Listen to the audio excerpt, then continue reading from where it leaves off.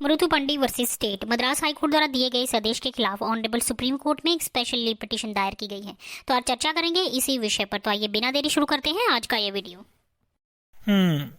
तो भाई चतुर, यहाँ पर ऑनरेबल सुप्रीम कोर्ट के समक्ष एक स्पेशल ली पिटीशन दायर की गई है और यह मुद्दा उठाया गया है कि भाई क्या एक अडोलेसेंट लड़का जो कि 18 वर्ष की कम आयु की लड़की के साथ किसी प्रकार से कंसेंशुअल सेक्सुअल रिलेशनशिप में एंटर होता है, तो क्या उसको पॉक्सो एक्ट के अधीन किसी प्रकार से सेक्सुअल हरासमेंट के अपराध के लिए दंड दिया जा सकता है। याचिका में अब ये आर्ग्यूमेंट दिया गया चतुर कि एक ऐसे अडोलेसेंट लड़के को सजा देना जिनके बीच की आपसी सहमति से कोई लव रिलेशनशिप, कोई कंसेंशुअल रिलेशनशिप या अफेयर था जो बाद में किसी कारण से खराब हो गया, तो भाई यह एक्ट के उद्देश्यों के रूप में तो नहीं माना जा सकता, उसको एक्ट के उद्देश्यों के अधीन नहीं लिया जा सकता, और अगर ऐसा होता है तो यह केवल एक्ट के उद्देश्यों को डिफीट ही करेगा। गुरुजी, यहाँ पर एक्ट की बात है तो एक्ट इस विषय पर बिल्कुल साइलेंट है। बिल्कुल सही चतुर भाई, एक्ट यहाँ पर बिल्कुल ही साइलेंट है कि जहाँ पर दो व्यक्ति जो 18 वर्ष की कम आयु के हैं, यदि वो आपसी सहमति से कंसेंशुअल लव रिलेशनशिप या सेक्सुअल रिलेशनशिप में एंटर होते हैं, उसके लिए एक्ट में कोई प्रावधान ही नहीं है। तो ऐसी स्थिति में एक्ट के कानून के आवेदन को ऐसे संबंध बनाने वाले एडोलेसेंट पर लगाना और उनके अधीन पनिश करने की तो अनुमति नहीं दी जा सकती। अब यहाँ पर ये तथ्य बहुत इंपॉर्टेंट है और ध्यान देने योग्य है कि कंसेंशुअल इंसिडेंट्स में पॉक्सो एक्ट के अधीन जो कड़े प्रावधान दिए गए हैं, भाई उनकी नेचर के नज़रिए से ऐसे केसेस को तो नहीं हैंडल किया जा सकता ना। Maruthupandi versus state honourable Madras high court ने यहाँ पर फैसला देते हुए यह कहा कि भाई अडोलेसेंट लड़की को चाहे प्यार भी हो जाता है और वो लड़के के साथ किसी प्रकार से कंसेंशुअल रिलेशनशिप, लव रिलेशनशिप या सेक्सुअल रिलेशनशिप में एंटर भी हो जाती है, तो यहाँ पर उसकी सहमति होने के बावजूद भी अडोलेसेंट लड़के के खिलाफ पॉक्सो एक्ट के अधीन ही प्रावधान लागू होंगे। और बेंच ने यहाँ पर यह भी मेंटेन किया कि भाई जो पॉक्सो एक्ट के अधीन कोई भी किया गया अपराध है वो कंपाउंडिंग अपराध नहीं है।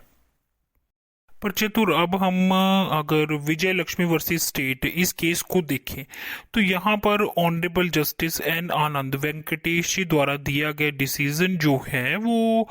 मुर्तुपंडी से बिल्कुल ऑपोजिट है। ऑनरेबल जस्टिस आनंद जी ने यहाँ पर मेंटेन किया कि भाई एक नाबालिग लड़की के साथ संबंध बनाने वाले एक किशोर लड़के को अपराधी के रूप में दंडित करना कभी भी पॉक्सो एक्ट का उद्देश्य नहीं था। साथ ही ऑनरेबल जस्टिस आनंद जी ने यह भी मेंटेन किया कि भाई अडोलेसेंट लड़का और लड़की इस समय में हार्मोनल चेंजेस और बायोलॉजिकल चेंजेस के दौर से गुजर रहे होते हैं, जिनकी की अभी डिसीजन मेकिंग एबिलिटी भी पूरी तरह से डेवलप नहीं होती। तो यहाँ पर सोसाइटी और पेरेंट्स का यह रोल हो जाता है कि वो उनको सपोर्ट करें और गाइड करें, और ऐसे एडोलेसेंट रिलेशनशिप को वास्तव में अडल्ट व्यू पॉइंट और नज़रिए से देखना बिल्कुल सही नहीं होगा। ऐसे इंसिडेंट जहां पर अडोलेसेंट लड़का किसी लड़की के साथ कंसेंशुअल रिलेशनशिप में एंटर होता है, उसके लिए उस लड़के को जेल भेज देना will spoil his whole life. Chatur, अब दिल्ली हाई कोर्ट ने भी इस फैक्ट को कंसीडर किया कि भाई लड़की की जो प्यूबर्टी की एज है वो जल्दी आती है, जो कि 16 ईयर है।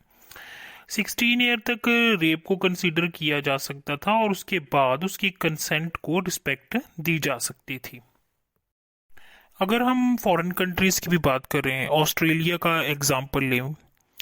तो यहाँ पर भी 12 से 18 ईयर तक किसी भी टीनेज गर्ल जो कि कंसेंशुअल रिलेशनशिप में एंटर होती है, उसकी कंसेंट को नो कंसेंट नहीं कहा गया, उसकी कंसेंट को कंसेंट ही माना गया है, उसे रिस्पेक्ट दी गई है। लेकिन जहाँ पर कोई ट्रस्ट रिलेशनशिप है, उस स्थिति में वहाँ पर भी पनिशमेंट का प्रावधान है। और इंडिया में भी हमें बदलती हुई सोसाइटल नीड्स को ध्यान में रखते हुए अब ये एज 14 से 18 कर देनी चाहिए, जो कि लेजिस्लेचर का काम है। आज जब हम पवन शर्मा वर्सेस स्टेट में राइट टू लव और रिजेक्ट का अधिकार दे रहे हैं, लता वर्सेस स्टेट में और शक्ति वाहिनी में राइट टू मैरिज का अधिकार दिया जा रहा है, हादिया के केस में कंसेंशुअल मैरिज और right to choose your partner का अधिकार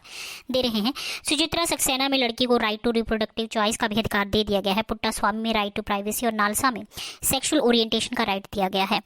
इतने सारे डेवलपमेंटल जूरिस्प्रूडेंस में अगर हम 14 से 18 वर्ष की आयु में लड़कियों के टीनेज लव अफेयर को, उनके कंसेंशुअल रिलेशनशिप को रिकॉग्नाइज ना करें तो यह काउंटर प्रोडक्टिव होगा, लड़कियों की डिग्निटी और लिबर्टी के अफ्रंट होगा, कन्फ्रंटेशन में रहेगा और आर्टिकल 14, 21 और 39A की भी कॉन्सोनेंस में नहीं होगा।